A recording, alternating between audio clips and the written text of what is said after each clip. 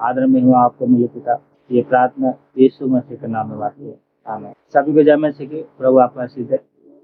हम लोग कुछ दिन से देख रहे हैं पवित्र आत्मा के वरदान के बारे में, और पिछले बार हमने देखा था बुद्धि के बारे में। पवित्र आत्मा के जो ज्ञान है वो बुद्धि है। आज है जो पवित्र आत्मा का जो वरदान है, आज का है ज्ञान के बारे में, ज्ञान के संदेश के बारे में। ज्ञान का जो संदेश होता है ये क्या है? भविष्यवाणी, जो पवित्र आत्मा के 9 वरदान है, जो उनमें से एक है भविष्यवाणी का वरदान, वो उसके बहुत निकट है ज्ञान का जो संदेश है।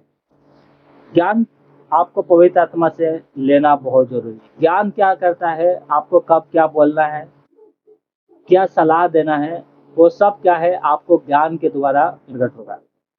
और वो ज्ञान कहाँ से आएगा? पवित्र आत्मा। आपकी सभा में, कलीसिया में विश्वासियों से आप दूसरे घर जाते हैं, उनसे क्या बात करना है, तो पवित्र आत्मा आपको ज्ञान देगा। ज्ञान उसको दी जाती है जो लेना चाहते हैं। नहीं तो संसार में भी ज्ञान है, बहुत ज्ञान है।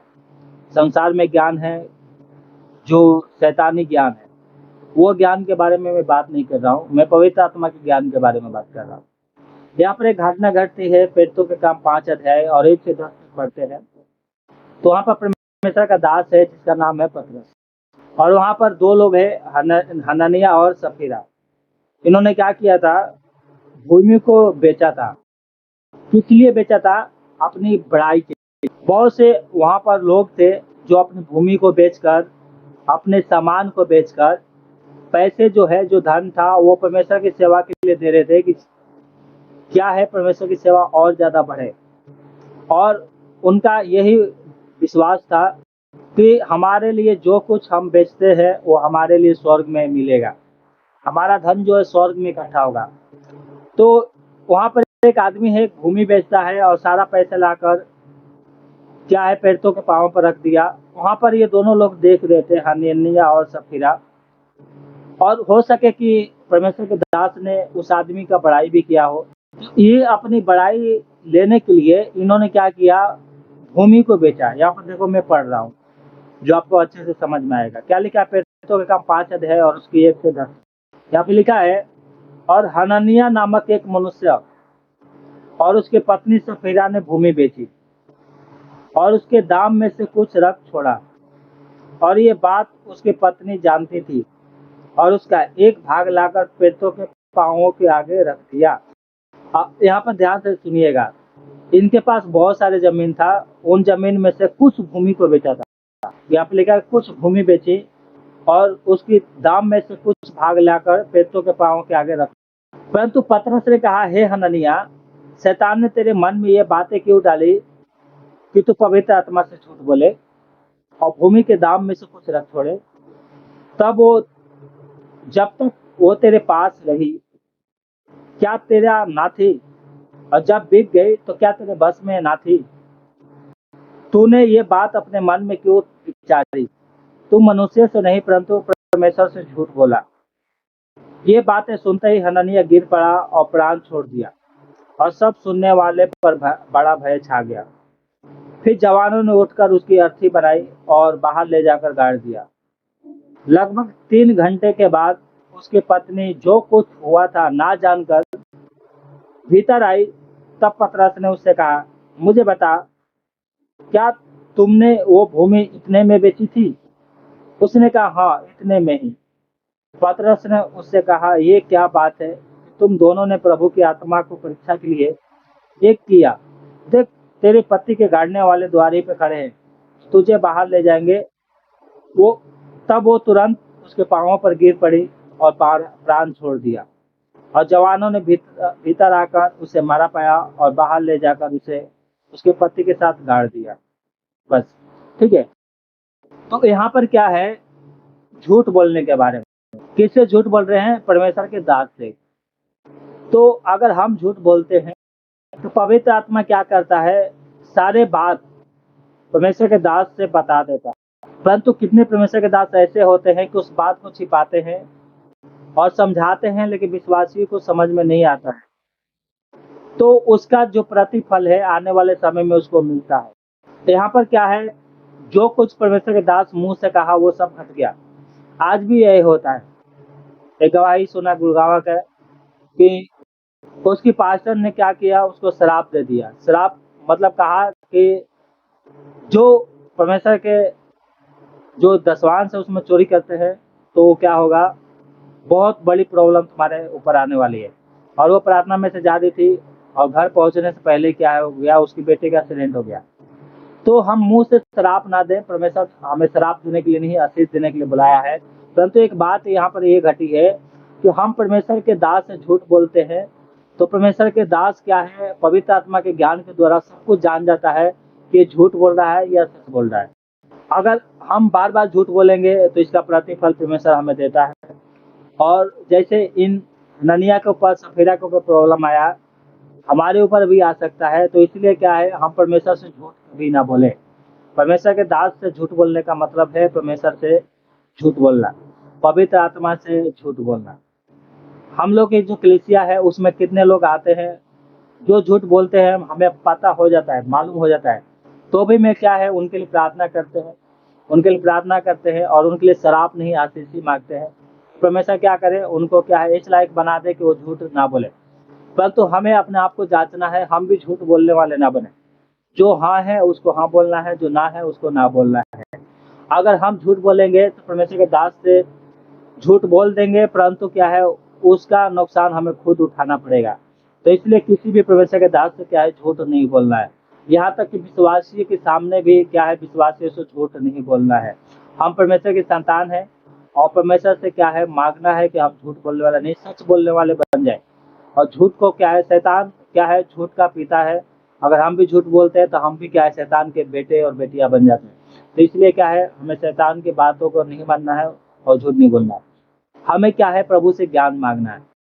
तो यहाँ पर जब दोनों लोगों ने झूठ बोला, तो जब पवित्र आत्मा इनके पास था, पतरस के पास, तो अपने ज्ञान के द्वारा परख लिया कि ये दोनों क्या कर रहे हैं, झूठ बोल रहे हैं, ये दोनों झूठ बोल रहे हैं।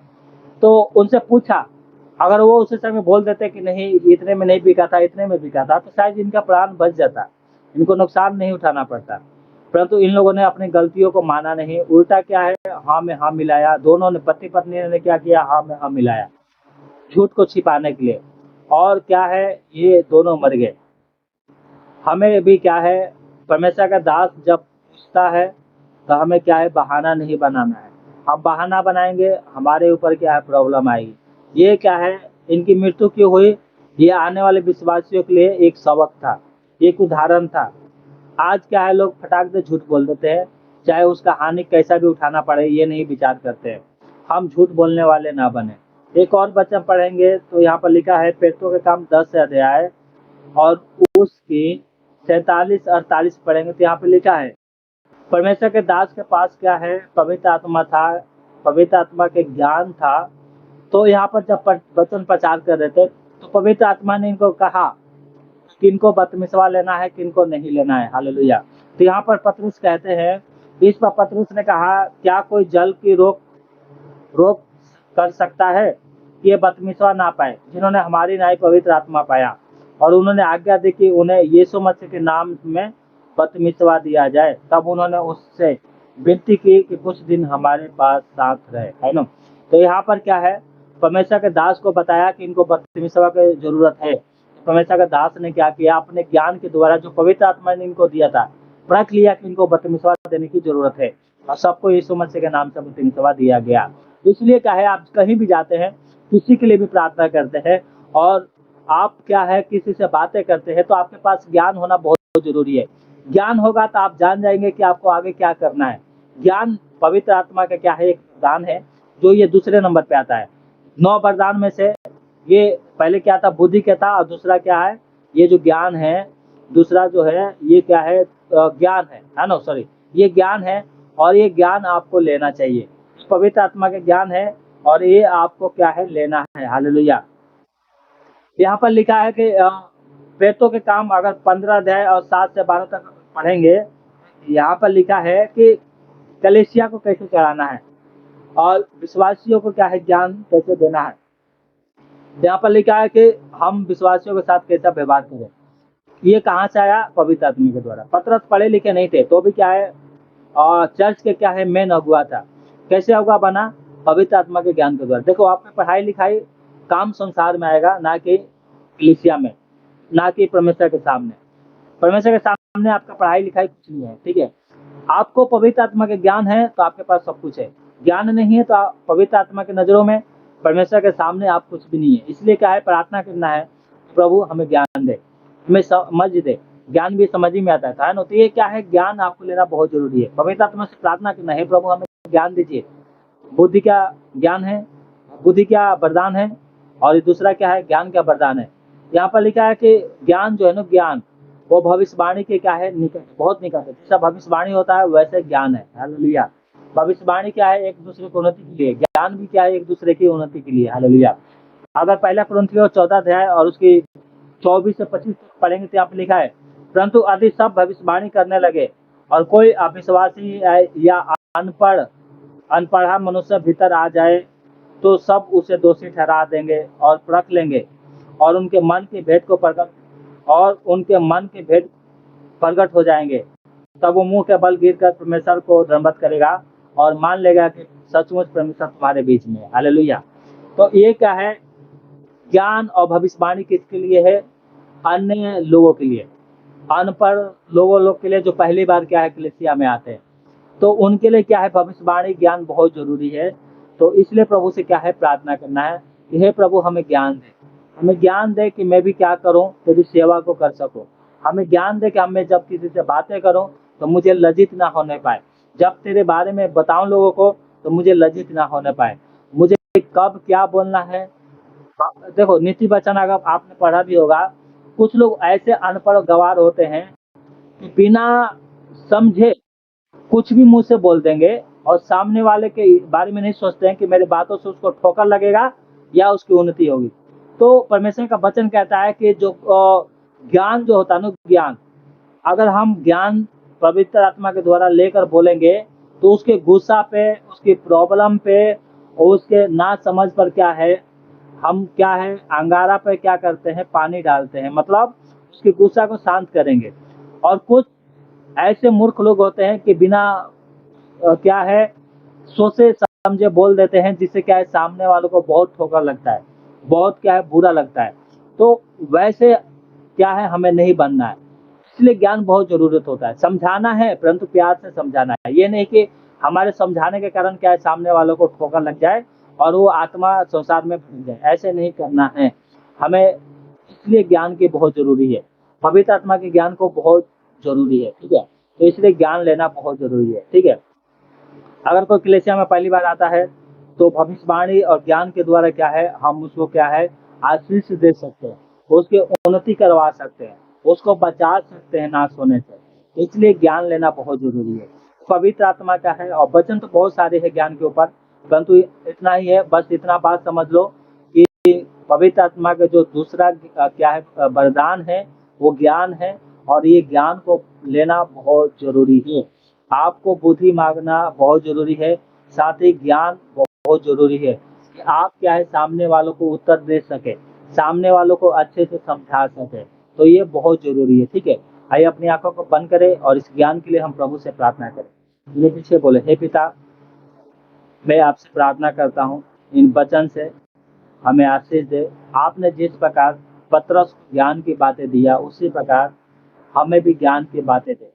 हे प्रभु जी, मुझे बोलने नहीं आता है, मुझे समझाने नहीं आता है, आप मुझे ज्ञान दीजिए कि मैं नए नए आत्माओं को समझा सकूं, नए नए लोगों को बता सकूं तेरे बारे में, उससे कब क्या बोलना है, चाहे कलीसिया में हो, चाहे हमारे घर में हो, चाहे परिवार में हो, रिश्तेदार में हो, कहीं भी मैं जाऊं।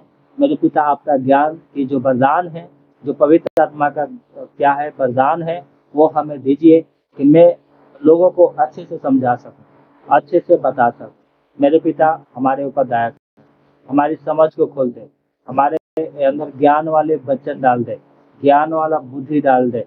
हे पिता, आदर महिमा आपको मिले। ये सारी प्रार्थना यीशु मसीह के नाम से मांगते हैं।